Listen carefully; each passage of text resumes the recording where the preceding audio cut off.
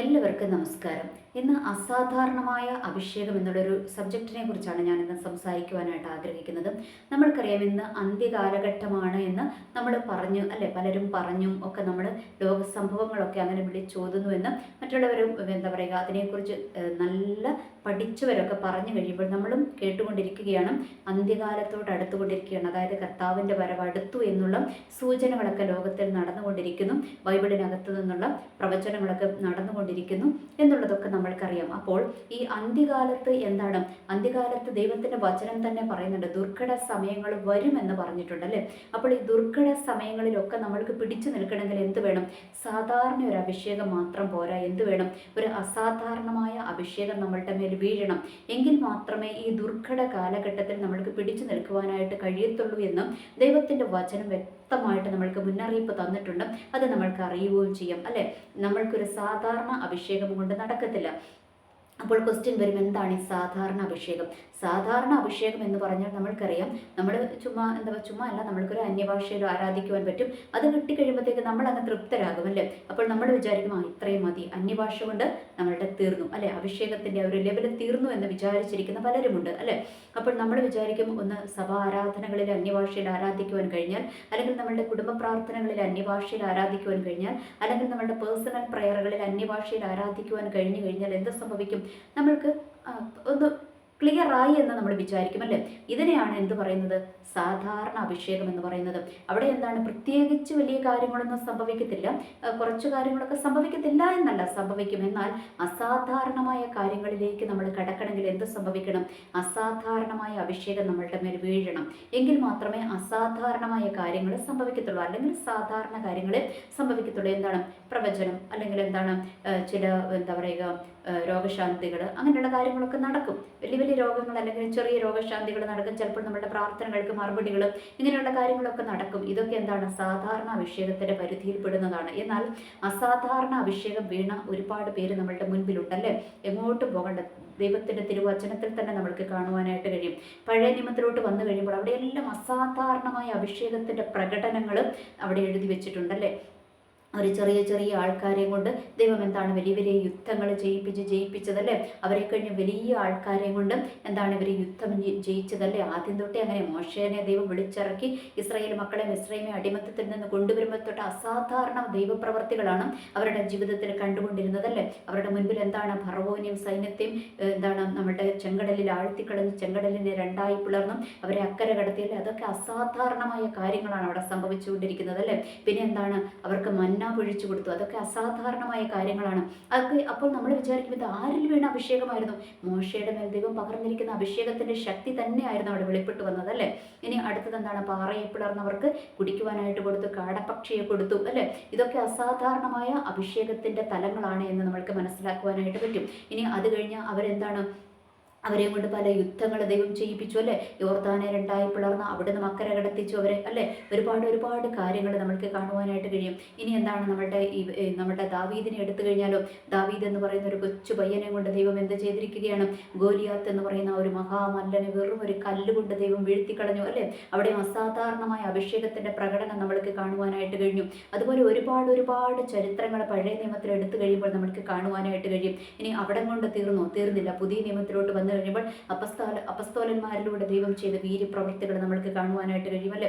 അവരിലൂടെ എന്തോരം അത്ഭുതങ്ങളാണ് ദൈവം ചെയ്തത്, അതൊക്കെ നമ്മൾക്ക് കാണുവാനായിട്ട് കഴിയും. അപ്പോൾ ഇവിടെ പുതിയ നിയമത്തിലോട്ട് വന്നു കഴിയുമ്പോൾ അപ്പസ്തോലന്മാരുടെ പഴയ നിയമത്തിൽ വന്നും പോയും ഇരിക്കുന്ന അഭിഷേകമായിരുന്നു അല്ലേ. എന്നാൽ പുതിയ നിയമത്തിലോട്ട് വന്നു കഴിയുമ്പോൾ അങ്ങനെയല്ല, പരിശുദ്ധാത്മാവിനെ ഉള്ളിൽ അങ്ങ് തന്നിരിക്കുകയാണ്. അഭിഷേകം നമ്മളെ വിട്ടു പോകത്തില്ല. നമ്മൾ അഭിഷേകം വേണ്ട എന്ന് പറഞ്ഞ് അഭിഷേകത്തിൽ നിന്ന് നമ്മൾ പിന്മാറുന്നിടം വരെ എന്താണ്? അഭിഷേകം നമ്മളെ വിട്ടു മാറത്തില്ല എന്നുള്ളൊരു യാഥാർത്ഥ്യം കൂടെ നമ്മൾ തിരിച്ചറിയുക.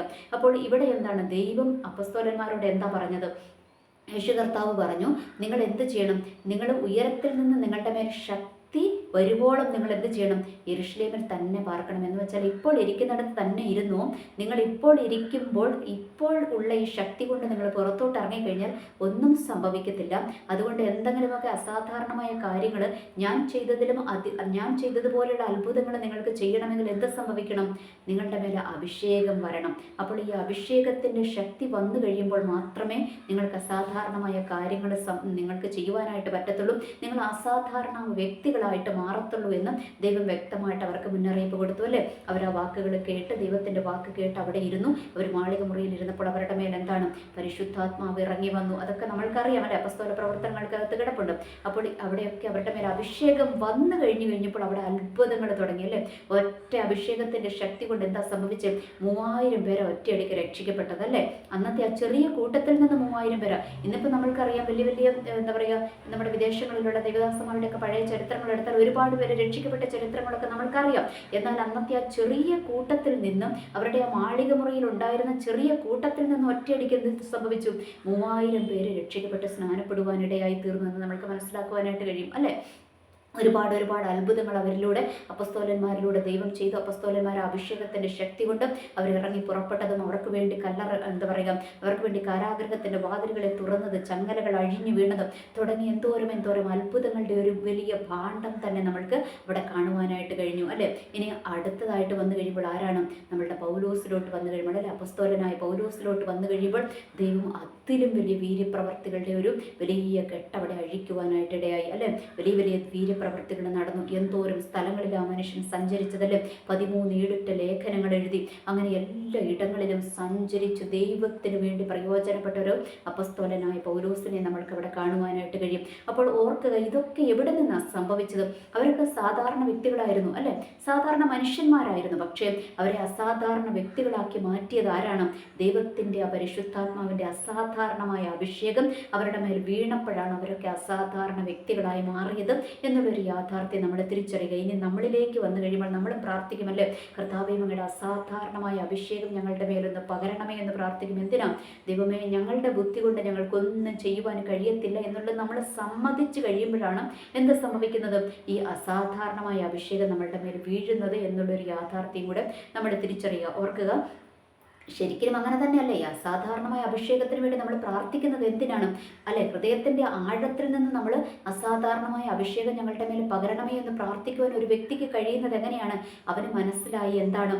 ഞങ്ങളുടെ ശക്തി കൊണ്ടോ, ഞങ്ങളുടെ കഴിവ് കൊണ്ടോ, ഞങ്ങളുടെ ബുദ്ധി കൊണ്ടോ, ഞങ്ങളുടെ വിദ്യാഭ്യാസം കൊണ്ടോ, ഞങ്ങളുടെ പണം കൊണ്ടോ, ജോലി കൊണ്ടോ, പദവി കൊണ്ടോ, കുടുംബ മഹിമ കൊണ്ടോ ഞങ്ങൾക്ക് ഒന്നും ചെയ്യുവാൻ കഴിയത്തില്ല കർത്താവേ എന്ന് നമ്മൾ സമ്മതിച്ചു കഴിയുമ്പോഴാണ് നമ്മൾ എന്ത് പ്രാർത്ഥിക്കുന്നത്? അസാധാരണമായ അഭിഷേകം നമ്മളുടെ മേൽ വീഴുവാൻ നമ്മൾ പ്രാർത്ഥിക്കുന്നത്. ഒരു സാധാരണ ഭക്തൻ അങ്ങനെയാണ് ചെയ്യാറ്. ഇനി അതല്ലാതെ വേറെ ഏതെങ്കിലും കുരിഷ്ട ചിന്തകൾക്ക് വേണ്ടി അല്ലെങ്കിൽ ഒന്ന് ഫേമസ് ആകുവാൻ വേണ്ടിയൊക്കെ അസാധാരണമായ അഭിഷേകത്തിന് വേണ്ടി പ്രാർത്ഥിക്കുന്നവരും സ്വയം ത്യജിച്ചിട്ടോ അല്ലെങ്കിൽ സ്വയം സമ്മതിച്ചിട്ടോ ഉള്ള പ്രാർത്ഥനകളൊന്നും ആയിരിക്കില്ല.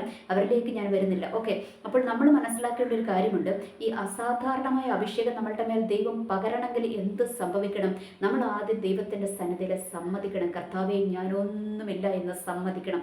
എന്ന് വെച്ചാൽ എൻ്റെ ശക്തി കൊണ്ടോ, എൻ്റെ ബുദ്ധി കൊണ്ടോ, എൻ്റെ പണം കൊണ്ടോ, പ്രതാപം കൊണ്ടോ എനിക്കൊന്നും ചെയ്യുവാൻ കഴിയത്തില്ല. ഒരു സാധാരണ മനുഷ്യന് ചെയ്യുവാൻ കഴിയുന്നതിനപ്പുറം ഒന്നും ചെയ്യുവാൻ എനിക്ക് കഴിയത്തില്ല എന്ന് ഒന്നാമത് നമ്മുടെ ദൈവസന്നിധിയിൽ സമർപ്പിക്കണം. അത് നമ്മൾ സമ്മതിക്കണം. സമ്മതിച്ചു കഴിയുമ്പോഴാണ് ദൈവം നമ്മളെ അസാധാരണമായ അഭിഷേകത്തിന് വേണ്ടി നമ്മളെ തിരഞ്ഞെടുക്കുന്നത്. ഓക്കെ, ഇനി അടുത്തത് നമ്മൾക്കറിയാം, അപ്പസ്തോലന്മാരെയൊക്കെ എടുത്ത് നോക്കുമ്പോൾ അവരൊക്കെ സാധാരണക്കാരായിരുന്നു അല്ലെ, സാധാരണക്കാരും മുക്കുവന്മാരായിരുന്നു. അപ്പോൾ അവരുടെ മേലെ അഭിഷേകത്തിൻ്റെ ശക്തി വീണ് കഴിഞ്ഞപ്പോൾ, അസാധാരണമായ അഭിഷേകം വീണ് കഴിഞ്ഞപ്പോൾ അവർ അസാധാരണ വ്യക്തികളായി തീർന്നു എന്ന് നമ്മൾക്ക് മനസ്സിലാക്കുവാനായിട്ട് കഴിഞ്ഞു. ഓക്കെ, ഇനി അപ്പസ്തോലനായ പൗലോസിലോട്ട് വന്നു കഴിയുമ്പോൾ പൗലോസിന് ഒരുപാട് ഗുണഗണങ്ങളുണ്ടായിരുന്നു അല്ലേ. പൗലോസ് വലിയ കുടുംബത്തിൽ പറഞ്ഞവനായിരുന്നു. അവന് കുടുംബ മഹിമ പറയുവാനുണ്ടായിരുന്നു. ഇനി അടുത്തത് എന്താണ്?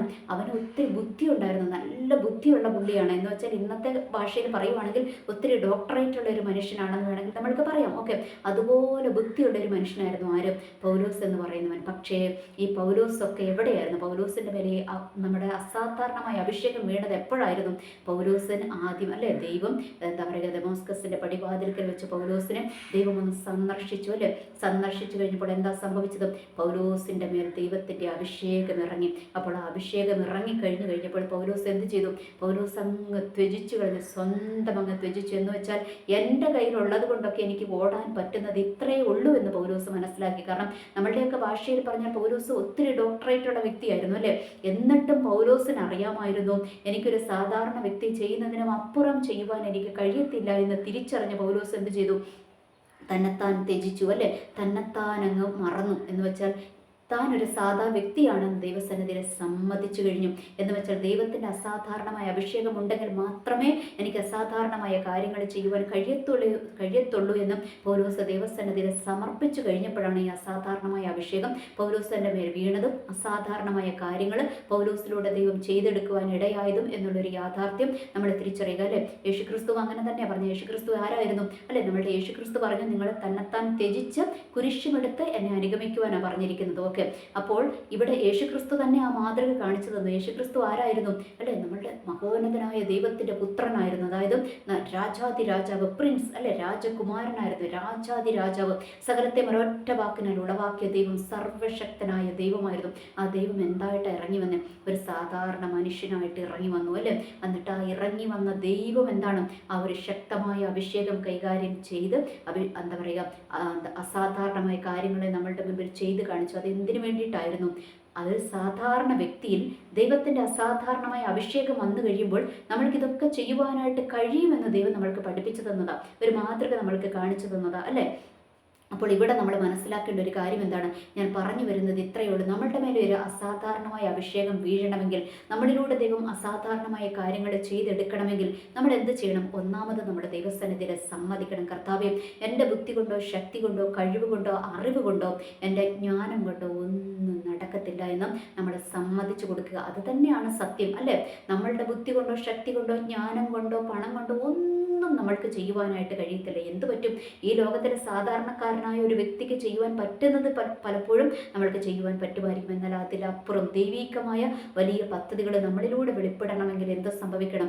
നമ്മളുടെ മേൽ അസാധാരണമായ അഭിഷേകം വീഴണം. ഈ അഭിഷേകം വീഴണമെങ്കിൽ നമ്മളൊന്ന് ദൈവസന്നിധിയിൽ താന്നു കൊടുക്കുവാൻ, ഏൽപ്പിച്ചു കൊടുക്കുവാൻ, സമ്മതിച്ചു കൊടുക്കുവാൻ നമ്മൾ തയ്യാറാകണം. അപ്പോഴാണ് എന്ത് സംഭവിക്കുന്നത്? അസാധാരണമായ അഭിഷേകം വീഴുകയും അസാധാരണമായ കാര്യങ്ങൾ നമ്മളിലൂടെ ദൈവം ചെയ്തെടുക്കത്തേയുള്ളൂ. നമ്മളൊന്ന് ഓർത്ത് നോക്കിക്കേ, നമ്മളൊക്കെ സാധാരണക്കാരല്ലേ? നമ്മുടെ ഈ സാധാരണ ഇത് വെച്ചുകൊണ്ട് നമ്മൾ എന്തെങ്കിലുമൊക്കെ ചെയ്യുവാനായിട്ട് ഇറങ്ങിക്കഴിഞ്ഞാൽ വല്ലതും നടക്കുമോ? ഒന്നും നടക്കത്തില്ല. ഒരു ഗോലിയാത്ത്, അല്ലെ, ഒരു ഗോലിയാത്ത് വന്നു കഴിഞ്ഞാൽ ദാവീദ് ചെയ്തതുപോലെ ഒരു കല്ലെടുത്തെറിഞ്ഞാൽ നടക്കുമോ? നടക്കത്തില്ല, ഒന്നും നടക്കത്തില്ല. നമ്മളെ ചവിട്ടി കൂട്ടത്തേ ഉള്ളൂ. പക്ഷേ ഈ അസാധാരണമായ അഭിഷേകം വന്നു കഴിയുമ്പോൾ നമ്മളതിലൂടെ ദൈവം അസാധാരണമായ കാര്യങ്ങൾ ചെയ്തെടുക്കുവാൻ ഇടയാകുമെന്നുള്ളൊരു യാഥാർത്ഥ്യം നമ്മൾ തിരിച്ചറിയുക. നമ്മൾക്ക് ചെയ്യുവാൻ പറ്റുന്നതിന് പരിധിയുണ്ട് എന്നുള്ളൊരു യാഥാർത്ഥ്യം നമ്മൾ സമ്മതിച്ചു കഴിഞ്ഞിട്ട് ദൈവത്തിൻ്റെ സന്നിധിയിൽ ഏൽപ്പിച്ചു കൊടുത്തു കഴിയുമ്പോൾ അസാധാരണമായ അഭിഷേകം ദൈവം നമ്മളുടെ മേൽ പകരും. ആ അസാധാരണമായ അഭിഷേകം പകർന്നു കഴിയുമ്പോൾ അസാധാരണമായ കാര്യങ്ങൾ നമ്മളിലൂടെ ദൈവം ചെയ്തെടുക്കുക തന്നെ ചെയ്യും. അതിനാദ്യം എന്ത് ചെയ്യണം? താഴ്മയുള്ളൊരു സ്വഭാവം, താഴ്മയുള്ളൊരു മനസ്സ് നമ്മൾക്കുണ്ടാകണം. എനിവേ, എല്ലാവർക്കും നല്ലൊരു ദിവസം ആശംസിക്കുന്നു. നന്ദി, നമസ്കാരം.